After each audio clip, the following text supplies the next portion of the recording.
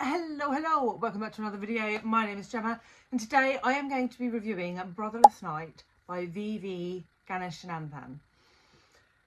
I am going to refer to the author as VVG for the rest of this video so that you don't have to hear me butcher her name anymore. Before we get into the review, I just want to address the fact that I have clearly no makeup on today. That's because it's very hot in the UK today and it would just melt off my face. So we're going with the natural slash scruffy look today, and also I have a beautiful farmer's tan emerging because I was out in the field all day yesterday. So yeah, that's how I roll. Back to the book, Brotherless Night.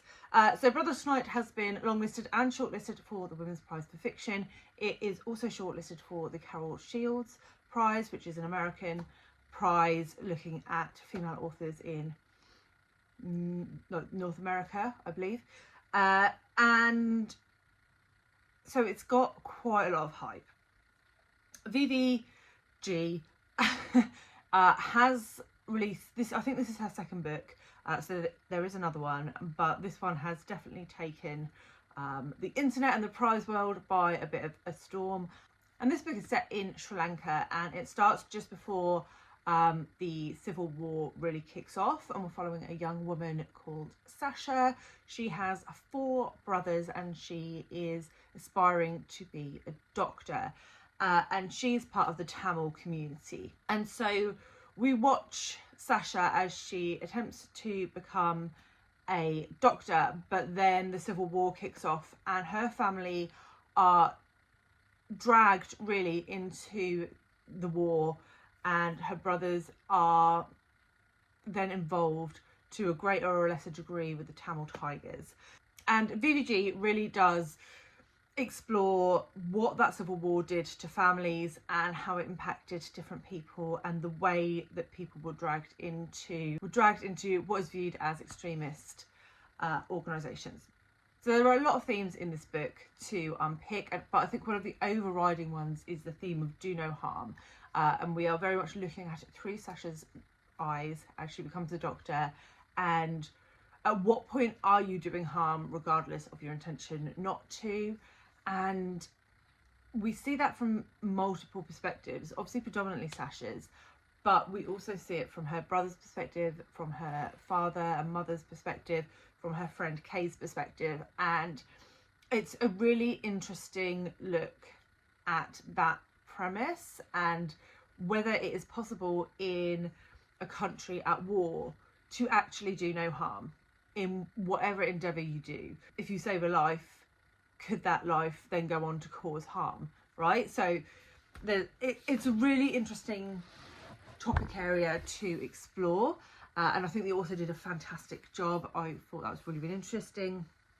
I sort of touched on it before, but extremism is a very important topic in this book. There is the phrase, isn't there, one person's terrorist is another person's freedom fighter, and I think that is very well illustrated in this. We very much see the perspective of the Tamil Tigers, which in the news, in history, get a pretty bad rap, and don't get me wrong, they did some pretty horrific things, but there were atrocities on all sides, and people were driven to behave in this way, right? People didn't just wake up one day and decide to be extremist terrorists, if you will. There were events that led to that, and then it snowballs out of control, and we see that in Sasha's brothers. Some of them are involved, some of them aren't, but you see how easy it is to fall into this when you're trying to defend a place that you love, people that you love, a language that you love, and how sometimes that just escalates beyond where you ever saw possible. And I think it's a really, really fantastic exploration of that. And then obviously the core of this whole book is family. We are following this family and the way that war can destroy a family in more ways than just death, right? So yeah, the family dynamics were brilliant. I particularly enjoyed Sasha's relationship with her parents and the way that changed through the book, especially her relationship with her father, which really was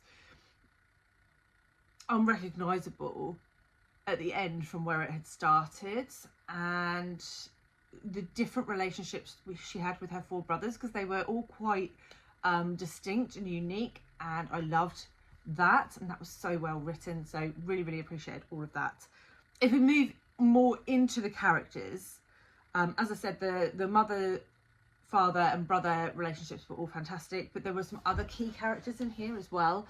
I mentioned earlier Kay, Sasha's best friend as a child, and also a young man trying to be a doctor in Sri Lanka before the civil war hit. And Kay turns into quite an important character. I'm not going to really discuss his character arc further than that, because I think it's something that is good for you to explore yourself and discover yourself. But I really liked the dynamic between them, and it became a very heartbreaking part of the book. The paths that these 2 people started on and ended on were difficult to read. It was difficult to read, and that character Kay was actually based on a real life person. Apparently you can find stuff on him in history books. Kay was a pseudonym, but yeah, I haven't read up on that, but apparently you can, though I have been told that don't read up on him before you read the book, because spoilers. There was also 2 university professors that taught Sasha as she was training to become a doctor. One early on and then one later as the Civil War progressed. And I liked these sort of key touchstone points in her life that helped to guide Sasha through the path that she took. And you can sort of see how their influence affected her decisions. And I thought that was masterfully done also. So if we break it down, I think it's quite clear from the way that I'm talking about this book that I liked a lot of things in this. The historical context, the way that historical facts were dropped in through the narrative, I thought was amazingly done. It educated me a lot on that period of time in Sri Lanka, but not in an info dumpy way. It was very well woven in. It gave you enough so that you understood what was going on without being bogged down by it, and it gave you an impetus to understand more of what happened. So loved that about the book. It also has a significant emotional impact. It's a book set during the Civil War, so you would kind of expect that, but the way that VVG did this was so good. It was an absolutely heartbreaking story at times. There were moments of joy, there were moments of fun, but overall, as an emotional novel, it ticked every box for me. The other real highlight of this book was the way that the realities of war were explored, the effects of those on families and communities, and sort of understanding how these communities became segregated and then ended up in opposition, I thought was fantastic. Also, I listened to this on audiobook, and I would recommend. It is narrated in a Sri Lankan accent. I have forgotten to write down the name of the narrator, so I'll put that here, but I found it really added a lot to the story. I thought it was really well narrated, so if you're considering audiobook, then I think you will have a wonderful time. If I try and think about what things I didn't like about this book, that is a lot more difficult. One thing that I would comment on is that one of the criticisms is that it's quite a slow start into this book. It takes a while to sort of get into the more meaty, juicy sections. However, I really like slow burn books. I think it adds to the emotional impact. I think it creates a connection with the characters, and really that is what this book did for me. Yes, it was a slow build, but because we had seen that childhood, because we had that understanding of how things were before the Civil War, that just added to the richness and colour of the book. So if you're not a fan of slow burn books, then maybe that will be a little bit more challenging for you, or maybe you won't rate it as highly as me because of that, but I think you will still gain a lot out of it from reading the entire book. So yeah, I loved it. I gave it a big fat 5 stars. It didn't quite top Soldier Sailor for me, which has been my favourite of the Women's Prize long listed books this year. But I would say that's because I had a very personal, emotional connection to Soldier Sailor in a way that I haven't really had with any book before. So that's a very special case. But in almost any other year, this could have very easily been my favourite book of the prize. So highly recommend. Let me know if you've read it, what your thoughts are, if you loved it as much as I did.